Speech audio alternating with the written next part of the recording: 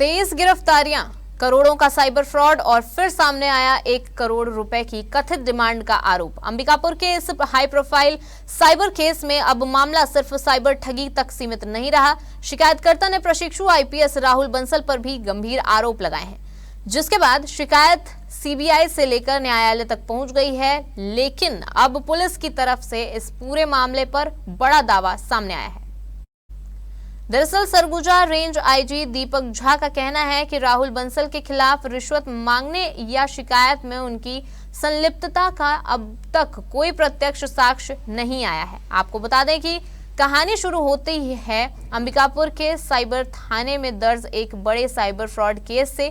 जांच जैसे जैसे आगे बढ़ी, नेटवर्क की परतें खुलती गईं और अलग अलग राज्यों तक पुलिस पहुंची। राजस्थान से लेकर गुजरात, बिहार, रांची, दिल्ली और हरियाणा तक कार्रवाई हुई और अब तक 23 आरोपियों की गिरफ्तारी हो चुकी है। लेकिन इसी जांच के बीच कहानी में आया एक नया मोड़। शिकायतकर्ता ने आरोप लगाया कि केस से जुड़े लोगों की तरफ से करीब 1 करोड़ रुपए की मांग की गई। शिकायत दिल्ली में सीबीआई और न्यायालय तक पहुंची और आरोपों की आंच प्रशिक्षु आईपीएस राहुल बंसल तक भी पहुंच गई।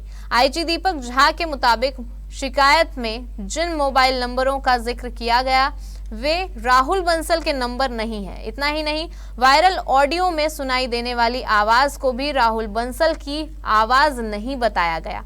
आपको बता दें, लेकिन कहानी यहाँ खत्म नहीं होती, क्योंकि पुलिस अब उस कड़ी तक पहुंचने की कोशिश कर रही है जहां से कथित 1 करोड़ रुपए की डिमांड का दावा सामने आया है।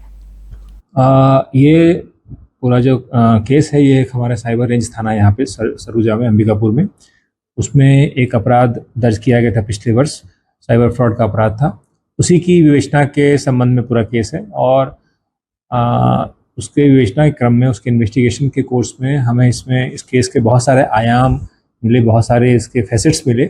सभी पे हम लोगों ने तहकीकात किया किस प्रकार से इसमें जो कुछ लोग बाहर थे, देश के बाहर थे, वो एक ऐप बनवा के, वेबसाइट डेवलप करके फ्रॉड कर रहे थे। तो हम लोगों ने बहुत सारे इसमें लोगों को गिरफ्तार किया अलग अलग राज्यों से। अभी तक कुल 23 लोगों को गिरफ्तार किया गया है और चालान भी पेश किया गया है। और इस क्रम में कई सारे मोबाइल, लैपटॉप्स, कई सारे खाते भी हमने होल्ड करवाए हैं।